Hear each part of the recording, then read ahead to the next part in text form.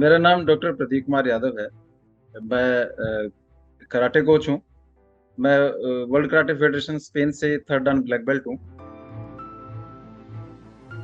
मेरी खासियत ये है कि मैंने अब तक लगभग 50,000 बच्चों को ट्रेंड किया है। इसमें सभी धर्म, सभी समुदाय, विदाउट एनी किसी भी तरह का कोई रेस्ट्रिक्शन नहीं है। मैं सभी बच्चों को, सभी धर्म के लोगों का सम्मान करते हुए उनको ट्रेनिंग देता हूँ। मेरे हिसाब से एक्सपीरियंस और कोचिंग दोनों का ही मजबूत होना बहुत जरूरी है, क्योंकि स्किल्स आता है एक्सपीरियंस के आधार पे। हर एक गुरु की अपनी अपनी इच्छाएं होती हैं। मेरी इच्छा होती है कि मैं फ्री ऑफ कॉस्ट बच्चों को ट्रेनिंग दूं, हमारे भारत को ऊपर उठाऊं। बनाओ अपनी पहचान की इस मुहिम में आइए अब विस्तार से जानते हैं इनके कार्य एवं प्रेरक अनुभवों के बारे में। मेरा नाम डॉक्टर प्रदीप कुमार यादव है। मैं कराटे कोच हूँ। मैं वर्ल्ड कराटे फेडरेशन स्पेन से थर्ड डान ब्लैक बेल्ट हूँ। और मेरी खासियत ये है कि मैंने अब तक लगभग 50,000 बच्चों को ट्रेंड किया है। इसमें सभी धर्म, सभी समुदाय, विदाउट एनी किसी भी तरह का कोई रेस्ट्रिक्शन नहीं है। मैं सभी बच्चों को, सभी धर्म के लोगों का सम्मान करते हुए उनको ट्रेनिंग देता हूँ और फ्री ऑफ कॉस्ट देता हूँ। ये मैं सबसे खासियत बात आपको बताना चाहता हूँ। मेरे परिवार में मेरी वाइफ सुदेश यादव, मेरी बेटी है एक तनाया यादव, जो कि खुद भी अभी कराटे सीखती है। मैं उसको भी सिखाता हूँ। ट्रेनिंग के दौरान सभी बच्चे आते हैं, तो मेरी बेटी वहाँ सीखती है, अभी येलो बेल्ट होल्डर है। जब मैं 1995 में केंद्रीय विद्यालय दिल्ली कैंट नंबर 1 में पढ़ता था, तो उस समय मैं हॉस्टल में रहता था। और हॉस्टल के दौरान हमारे एक कोच होते थे। तो वो 5 से 6 शाम को कराटे क्लासेस के लिए कंपलसरी एक सब्जेक्ट होता था हमारा, एक हम हमें उसे करना ही करना है। और हॉस्टल के सभी बच्चों को वो कंपलसरी था। उसमें ऐसा नहीं कि भी कोई छोटा है, बड़ा है, लंबा है, मोटा है, ऐसा कुछ नहीं है। वो कराटे सीखना ही सीखना है। तो ये दिल्ली में केंद्रीय विद्यालय नंबर 1 है, दिल्ली कैंट के अंदर। तो वहां पर हम शाम को कराटे सीखते थे। शुरू शुरू में मुझे ये जो कराटे सीखना है, ये बड़ा अच्छा इंटरेस्टिंग सा लगता था। मुझे लगता था कि क्यों ना मैं इसी में ही अपनी लाइफ बनाऊं। मैं जब 11th में गया, 12th में गया, फिर उसके बाद कॉलेज में आ गए।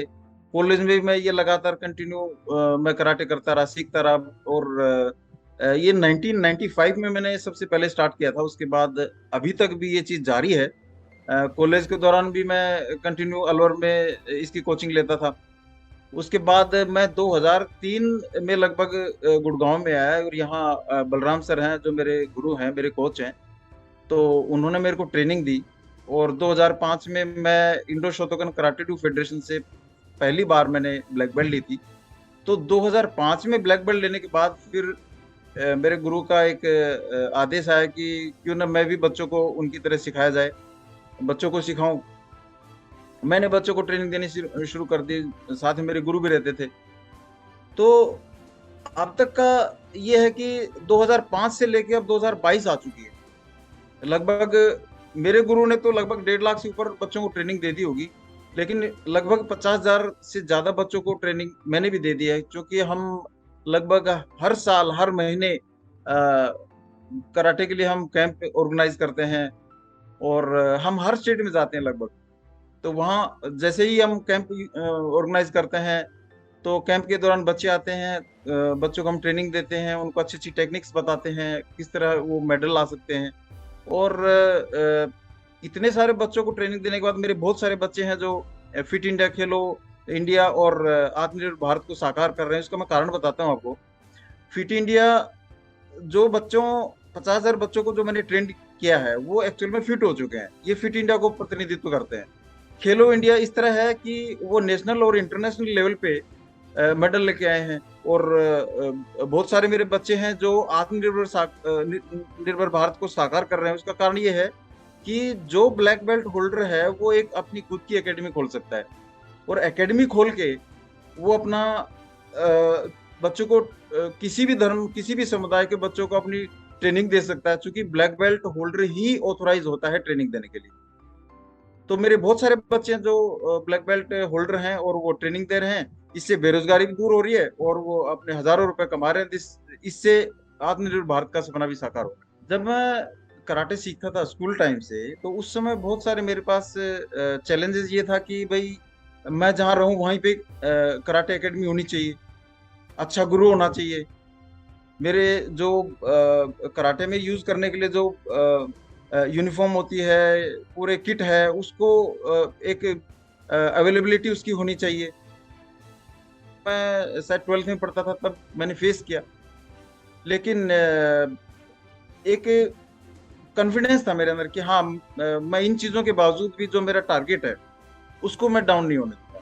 और यही कारण है कि आज की डेट में थर्ड डान ब्लैक बेल्ट हूँ वर्ल्ड कराटे फेडरेशन स्पेन से, और उसके बाद 50,000 बच्चों को मैं ट्रेन कर चुका हूँ। मेरे हिसाब से एक्सपीरियंस और कोचिंग दोनों का ही मजबूत होना बहुत जरूरी है, क्योंकि स्किल्स आता है एक्सपीरियंस के आधार पे। किसी गुरु में किस तरह का अच्छा स्किल्स है वो एक एक्सपीरियंस के आधार पे आएगा। और ये भी हो सकता है कि बहुत कम समय में, कई बार जैसे मेरे कई स्टूडेंट हैं, बहुत कम दिनों में अच्छा स्किल्स होने के बावजूद उन्होंने ब्लैक बेल्ट लिए। जनरली हम 5 साल में ब्लैक बेल्ट देते हैं, तो मेरे कई स्टूडेंट्स हैं जिन्होंने 2.5 साल में भी ब्लैक बेल्ट लिए, लेकिन उनका स्किल्स है वो।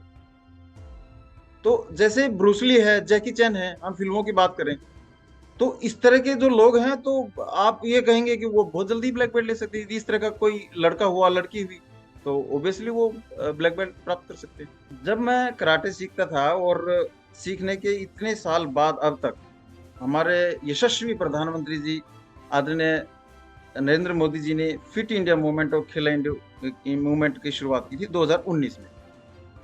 ये एक्चुअल में मुझे लगा कि 2019 में जो हमारे प्रधानमंत्री जी पूरे हिंदुस्तान को उन्होंने खड़ा कर दिया कि भाई अब एक फिट होने का टाइम आ गया है। खेल में हमारे जो मेडल्स हैं नेशनल लेवल पे, इंटरनेशनल लेवल पे, वो आनी चाहिए। और आज देखिए जो आह्वान हमारे प्रधानमंत्री जी ने किया था, तो आज उसी की बदौलत है कि आप चाहे राष्ट्रमंडल खेल देख लें, ओलंपिक खेल देख लें, वर्ल्ड कप देख लें, वर्ल्ड गेम्स देख लें, एशियन गेम्स देख लें, नेशनल्स देख लें, इंटरनेशनल गेम्स देख लें, सभी में मेडल्स आ रहे हैं। और हमारे प्रधानमंत्री जी की बुरी बुरी प्रशंसा हो रही है पूरे भारत में। कराटे सिखाते वक्त एज ए गुरु होने के नाते मेरे को जो सेटिस्फेक्शन बच्चों को ट्रेनिंग देने में आता है, शायद वो जब मैं खुद सीखता था तो शायद इतना मजा मुझे नहीं आता। हर एक गुरु की अपनी अपनी इच्छाएं होती हैं। मेरी इच्छा होती है कि मैं फ्री ऑफ कॉस्ट बच्चों को ट्रेनिंग दूं, हमारे भारत को ऊपर उठाऊं, खेलो इंडिया मूवमेंट को साकार करूं, जो कि हमारे प्रधानमंत्री जी का सपना है, और इसको मैं आगे ले जाने का पूरा काम कर रहा हूं।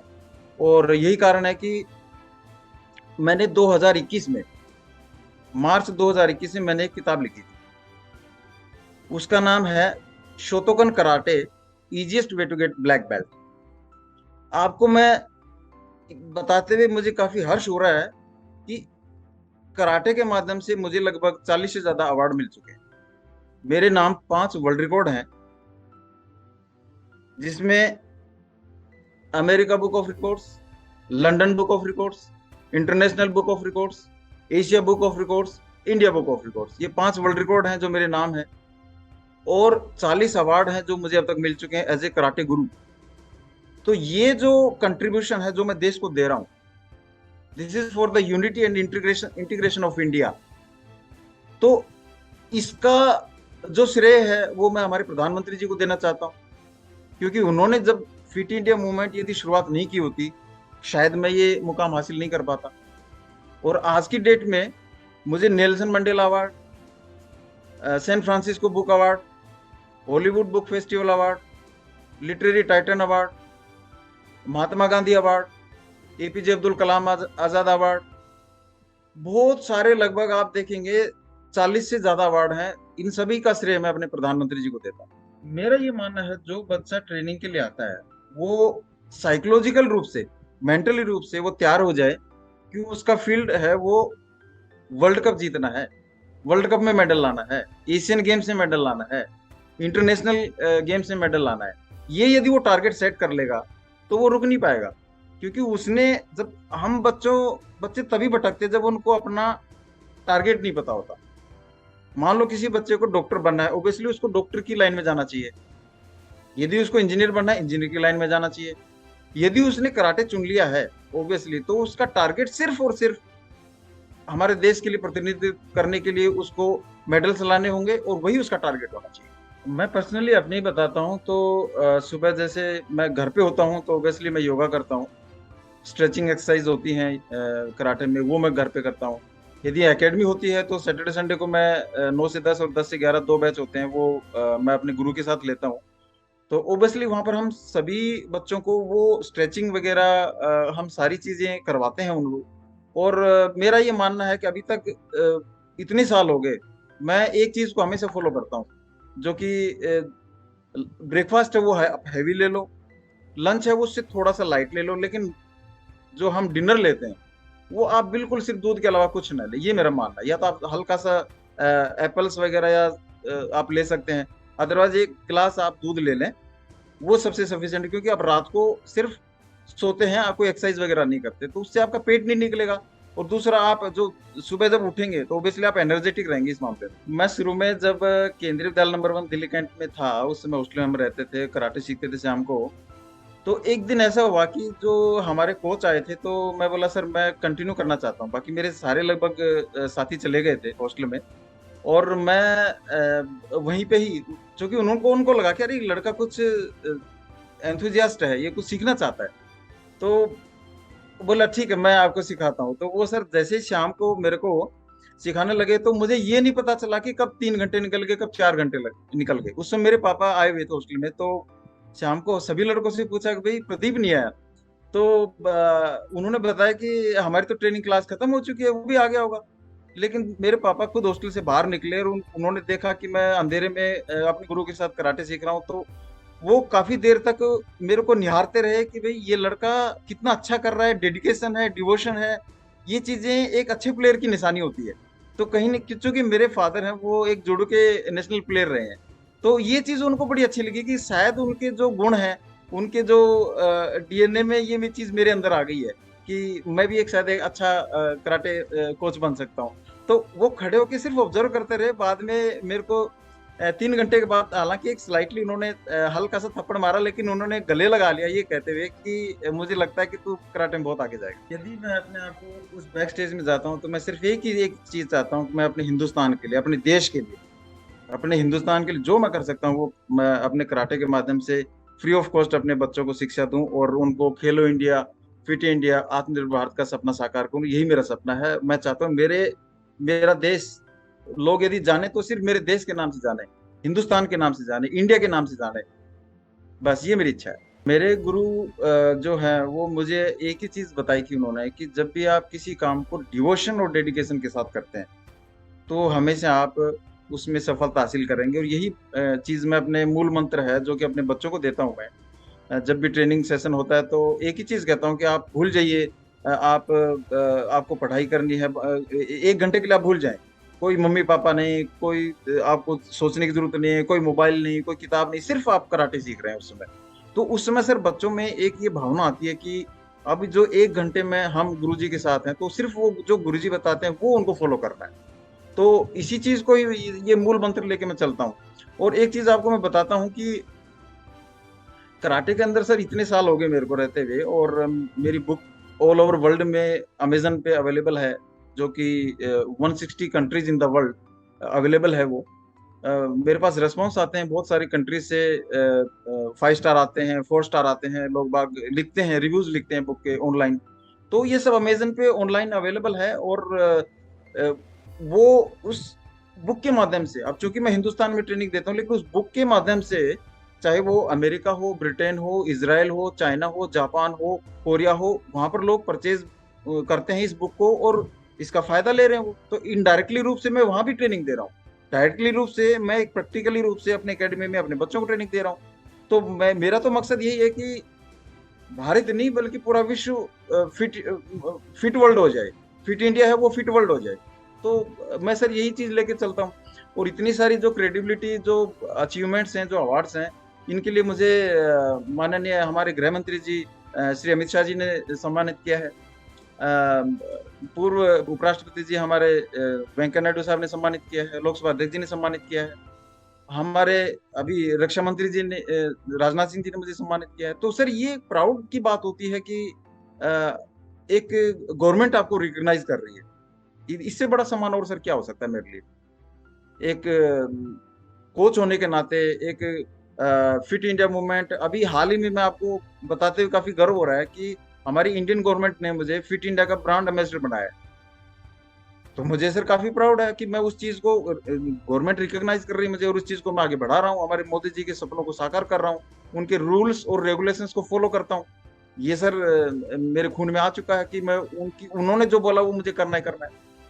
तो सर मुझे इससे आत्मसंतुष्टि मिलती है। एक सपना है जो मोदी जी का, उनको मैं साकार करने की कोशिश करूंगा, और हमेशा करता आ रहा हूँ, और फ्यूचर में भी करता रहूंगा।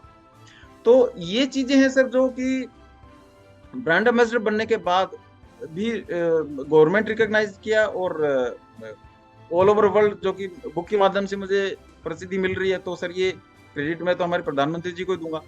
उनके सपनों को साकार करने का काम कर रहा हूँ, उन्हीं का आशीर्वाद है सर जो आगे बढ़ने की कोशिश कर रहा हूँ। और एक जिस तरह के सर वो जो एनर्जी है उनके अंदर, आपको मैं सच बात बताता हूँ, जब वो अमेरिका गए थे उस समय शायद नवरात्रे थे, और जब वापिस आए तो अब आपको पता है नवरात्रों में कुछ खाया पिया नहीं जाता, लेकिन उसके बावजूद भी आप देखिए कि हमारे प्रधानमंत्री जी, मुझे लगता है सर 3 या 4 घंटे सोते होंगे। 20 घंटे काम करने वाला प्रधानमंत्री मैंने पहली बार देखा है। और हमारे इतना ही नहीं है, पूरे विश्व में जो उनकी बॉडी लैंग्वेज है, कमाल की बॉडी लैंग्वेज है। जब भी जिस जिस भी कंट्री में जाते हैं, लोग पलक पावड़े बिछा देते हैं, उनको अपने कंधों पे बैठाने की कोशिश करते हैं। एक इन्होंने मैं तो ये कहूंगा कि पूरे वर्ल्ड में यदि हिंदुस्तान का जो नाम चमकाया है ना, वो हमारे यशस्वी प्रधानमंत्री जी ने चमकाया है। बच्चों को ट्रेनिंग देने के बाद मैं सिर्फ फन एक्टिविटी में यही करता हूँ कि घर पे भी मैं सेम चीज रिपीट करता हूँ, और मुझे अच्छा लगता है। एक्चुअल में कराटे एक सर एक्सरसाइज नहीं है। ऐसा नहीं है कि भाई आप एकेडमी में चले गए और उसके बाद आप बस रिलैक्स हो गए, नहीं। It's a way of life. It's a way of life. आप इसको एक लाइफ का पार्ट बना लें, अपनी कराटे को हर चीज, सुबह दोपहर शाम रात हर जगह इसको आप इम्प्लीमेंट करें। मुझे लगता है कि ये एक जीवन जीने का एक तरीका है, और कराटे ही को ही मूल मंत्र मान लिया जाए कि ये हमारी जिंदगी है। तो मुझे लगता है कि इससे एक डेडिकेशन और डिवोशन आता है बच्चों में।